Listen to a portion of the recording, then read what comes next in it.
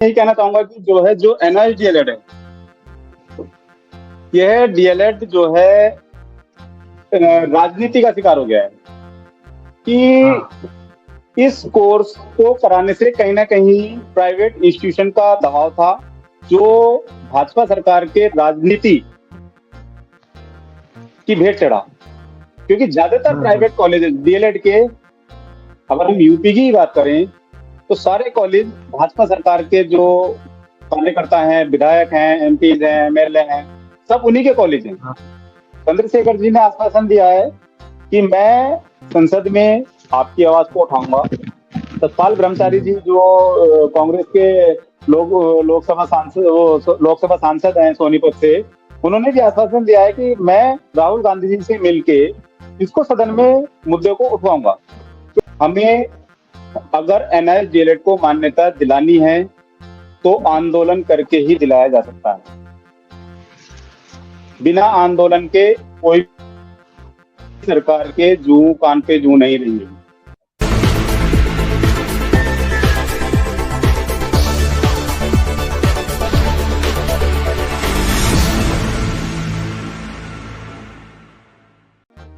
नमस्कार, नवजागरण लाइव में आपका स्वागत है। एनआईओएस डीएलएड के मामले पर नवजागरण लाइव लगातार अपना प्रयास कर रहा है। हमारा प्रयास है कि ये जो प्रत्याशी हैं, अभ्यर्थी हैं, जो डिग्री के लिए लड़ाई लड़ रहे हैं, उनकी आवाज सरकार तक पहुंचे।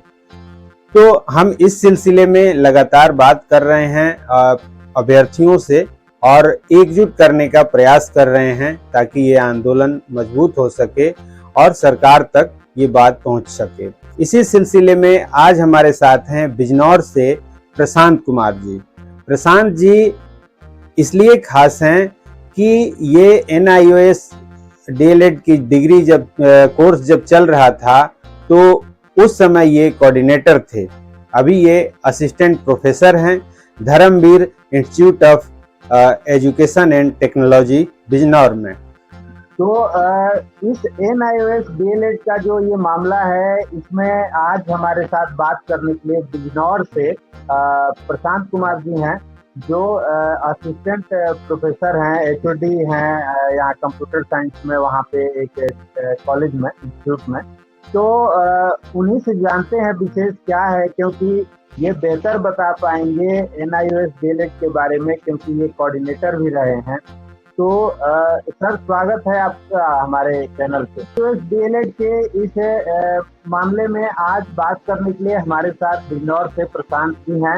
और प्रशांत जी वहाँ एचओडी हैं कंप्यूटर साइंस में, डिपार्टमेंट ऑफ कंप्यूटर साइंस में।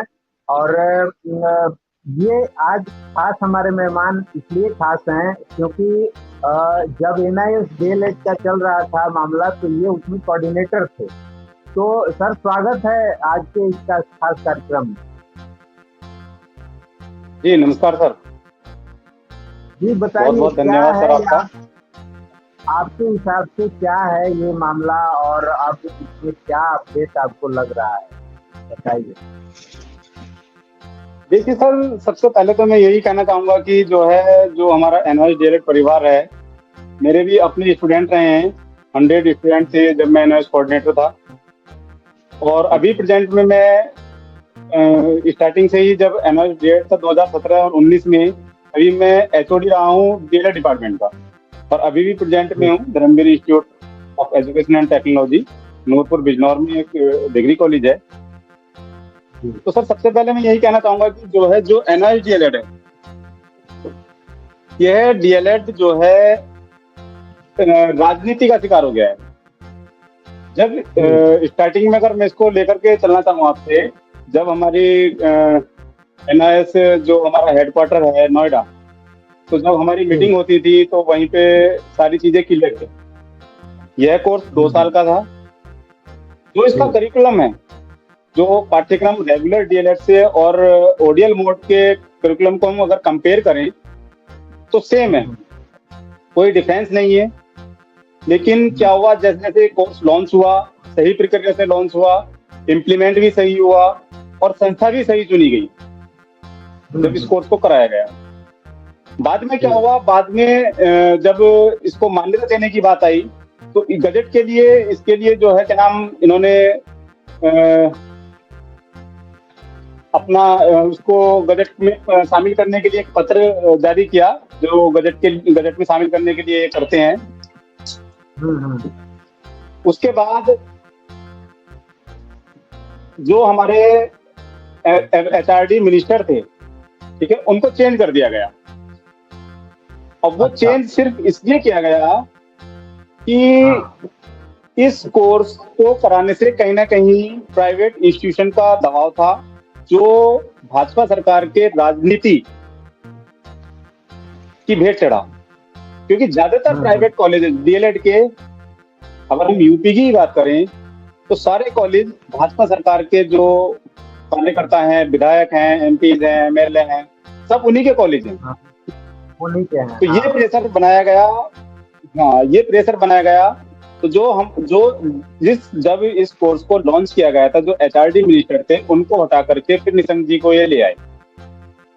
इन्होंने बीच में ही एचआरडी मिनिस्टर को चेंज कर दिया। वो चेंज सिर्फ इसलिए किया गया क्योंकि इस कोर्स को करने से कहीं ना कहीं प्राइवेट इंस्टीट्यूशन वालों को लॉस था। क्योंकि पूरे देश में 12 लाख बच्चे थे, 12 लाख बच्चों को ये कोर्स कराया गया। ये कोर्स जब कांग्रेस की गवर्नमेंट थी, उस टाइम पे एचआरडी मिनिस्टर कपिल सिब्बल जी थे। 2009 में एक एक्ट आया था कि जितने भी प्राइवेट इंस्टीट्यूशन में वर्किंग टीचर हैं, प्राइवेट इंस्टीट्यूशन हो या एडेड हो या फिर गवर्नमेंट स्कूल हो, उनमें जो भी अनट्रेन्ड टीचर्स पढ़ा रहे हैं उनको ट्रेन किया जाए और वो ट्रेनिंग दी जाए जो मिनिमम क्वालिफिकेशन है। यहाँ पे एक शब्द आता है मिनिमम क्वालिफिकेशन। तो एलिमेंट्री एजुकेशन की जो मिनिमम क्वालिफिकेशन उस टाइम पे आरटी एक्ट 2009 में जो निर्धारित की गई थी, उसी के तहत ये कोर्स कराया गया। ठीक है,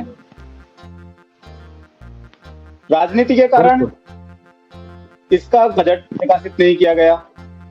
ठीक है, इन्होंने ही एनसीटी से मिलकर, जब निशंक जी एचआरडी मिनिस्टर बने तो निशंक जी ने एनसीटी से मिलकर बिहार में सबसे पहले वैकेंसी आई, वहां पर इन्होंने इसको जो है 18 मंथ कर दिया। जबकि जब ये कोर्स लॉन्च हुआ था, हमारे पास भी जब इंफॉर्मेशन आई थी तो 18 मंथ का कोर्स नहीं था। क्योंकि जो 18 मंथ का सिलेबस है, 18 मंथ का जो करिकुलम है, सिर्फ हमने उसी को स्टडी किया है। जबकि जो टीचिंग, प्रैक्टिस टीचिंग की अगर हम बात करते हैं, जो इंटर्नशिप होती है, उस इंटर्नशिप के मार्क्स टीचर्स ने, जो हमारे स्टूडेंट थे, उन्होंने हमें बाहर से अपने जिस स्कूल में वो पढ़ा रहे थे वहां से ला करके दिए 200 का 100। ठीक है, सारी प्रक्रिया सेम हुई है, लेकिन क्या करें, ये राजनीति की भेंट चढ़ गया है। मैं सभी एनआईएस डीएलएड के स्टूडेंट्स यही कहना चाहूंगा कि इसको राजनीतिक तरीके से ही सॉल्व किया जा सकता है। अब हमारे सामने कंडीशन ये आ गई है कि जो लीगल टीम वर्क कर रही है वो तो करे, वो तो अपने हिसाब से कर रहे हैं। कोई फंडिंग करके कर रहा है, कोई हाई कोर्ट में केस करके कर रहा है, कोई सुप्रीम कोर्ट में केस करके कर रहा है, वो तो एक अलग प्रोसीजर हो गया। वो लीगल प्रोसेस है जो जिसके थ्रू हमें जाना ही पड़ेगा। लेकिन उससे अलग हमें आंदोलन के द्वारा इस कोर्स को वैलिड कराना होगा। मेरा सजेशन सभी एनआईएस डीएलएड के स्टूडेंट से यही है कि आपको आंदोलन करना पड़ेगा। ये रीत समझ लो या ये कुछ भी समझ लो, क्योंकि कोई भी सरकार आए, मैं ये नहीं कहूंगा कि भाजपा है या कांग्रेस है या कोई भी, क्योंकि शासन अंग्रेजों ने भी करा है, भाजपा ने भी करा है, कांग्रेस ने भी करा है और अदर पार्टीज ने भी करा है। लेकिन कि मुंह में राम बगल में छुरी, सभी पार्टी ऐसा ही करती हैं। ठीक है, हमें अगर एनआईएस डीएलएड को मान्यता दिलानी है तो आंदोलन करके ही दिलाया जा सकता है। बिना आंदोलन के कोई सरकार के जू कान पे जू नहीं रहेंगे, ये सच्चाई है। बिल्कुल। इसमें आपको क्या लगता है कि सुप्रीम कोर्ट में एनआईएस डीएलएड वाले केस आ रहे हैं, वो भी कहीं ना कहीं राजनीति की भेंट चढ़े हैं? हाँ बिल्कुल वो तो होगा, लेकिन तो ये आपने बिल्कुल तो सही मेरा कहा कि जो आंदोलन है उसके बिना कुछ नहीं हो सकता। जो न्यायालय का मामला है, जो लोग लीगल मामला देख रहे हैं और लड़ रहे हैं, वो ठीक है, अपनी जगह है, लेकिन यहाँ आंदोलन करना पड़ेगा। जो संख्या है उसको लेके भी एक है कि 12 से 14 लाख लोग हैं, और उसमें जो एक्टिव लोग हैं, जो घूम रहे हैं, दौड़ रहे हैं, हमारे साथ कुछ बच्चे मिले थे यहाँ दिल्ली में जो परेशान हैं, वो उनकी संख्या दर्जन भर थी, इससे ज्यादा नहीं थी। लेकिन जो 12 लाख कहाँ और कहाँ 10-12 बच्चे, तो ये भी एक बात है कि सबको एकजुट होकर रोड पे तो आना पड़ेगा, क्योंकि बिना आवाज उठाए सरकार नहीं सुनने जी वाली। सर, देखिए सर, ये तो सच्चाई है कि बिना आवाज उठाए सरकार नहीं सुनेगी, क्योंकि मैं भी अपने स्तर से मैंने प्रयास किया है। जो अब हमारे यहाँ के जो एमपीज हैं, ठीक है, मैं 3 एमपी से अभी तक मिला हूँ। हमारे नगीना लोकसभा से चंद्रशेखर आजाद, उनसे भी मेरी मीटिंग हो गई है। और सोनीपत अभी के जीतने सांसद के हैं बाद, आप हमारे जीतने के बाद मिले? गुरु जी हैं। जी सर, जो वहां से चुनाव जीतने के बाद चंद्रशेखर से आप मिले हैं? हाँ जी सर, मैं चंद्रशेखर जी से मिल चुका हूँ। और हमारे गुरु जी थे सतपाल ब्रह्मचारी जी, जो प्रेजेंट में सोनीपत से सांसद हैं, उनसे भी मेरी बात हो गई है। और उनके थ्रू दीपेंद्र हुड्डा जी हैं हरियाणा के सांसद, जी जी। वहां से भी उनसे भी मैं बात करने के लिए मैंने उनसे बोला है कि आप एक बार मेरी मीटिंग करा दीजिए। मैंने इन सबसे सेम ही बात रखी है कि जो है हमारा मैटर, अगर हम ग्राउंड पे देखें, पेपर वर्क पर देखें, तो हमारा एनआईएस डीएलएड कहीं भी इनवैलिड नहीं है। एक भी डॉक्यूमेंट ये नहीं कहता कि एनआईएस डीएलएड 18 मंथ का कोर्स है। चंद्रशेखर जी ने आश्वासन दिया है कि मैं संसद में आपकी आवाज को उठाऊंगा। सतपाल ब्रह्मचारी जी जो कांग्रेस के लोकसभा सांसद हैं सोनीपत से, उन्होंने भी आश्वासन दिया है कि मैं राहुल गांधी जी से मिलके इसको सदन में मुद्दे को उठवाऊंगा, क्योंकि सारी चीजें उन्होंने समझ ली हैं, सारे दस्तावेज मैंने उनको दिखाए हैं। ठीक है, कोई भी दस्तावेज ऐसा नहीं है हमारे पास जो ये दर्शाता हो कि एनआईएस डीएलएड जो कोर्स कराया गया है वो 18 मंथ का हो। रेगुलर डीएलएड भी तो 18 प्लस 6 मंथ में डिवाइडेड है।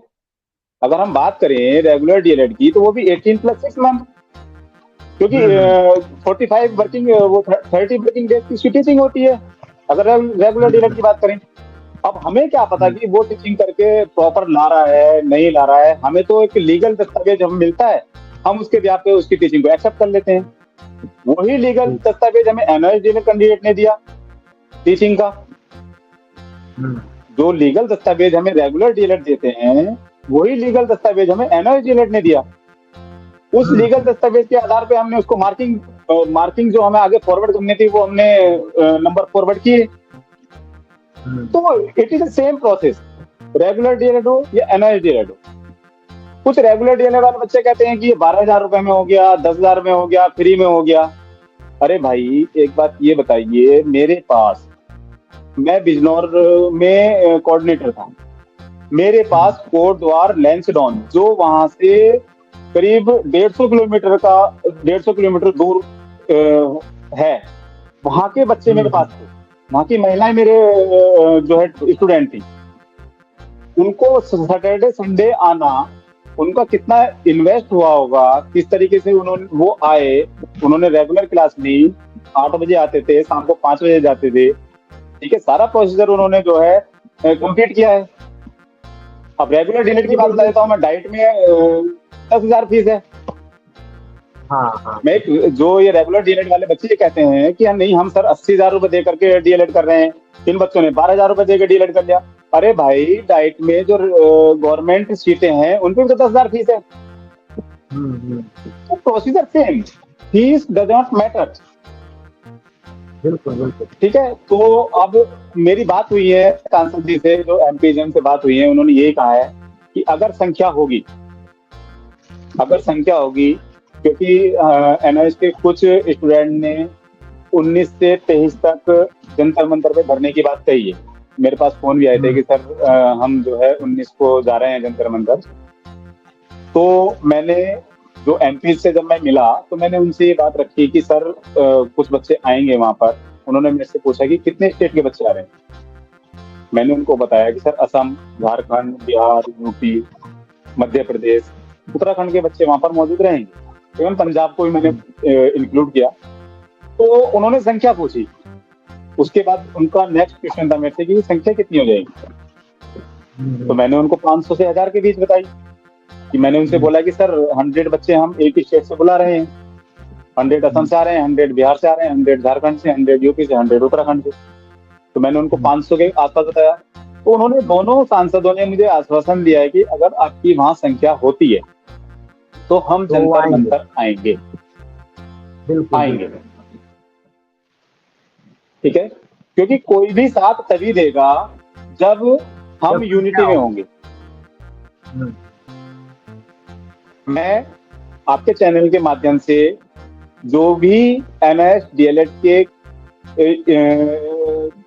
नेतृत्व करता है, नाम लेना चाहूंगा, नंदन बोरा जी हूँ, विश्वनाथ जी हूँ, पप्पू यादव सर हूँ, इवन कार्तिक जी हूँ, ये किसी जो कोई भी है, मैं उन सभी नेताओं से जो एमएस डीएलएड को राजनीति की तरफ लेकर के जा रहे हैं, वोट डालने का काम कर रहे हैं, एक मंच पर आए।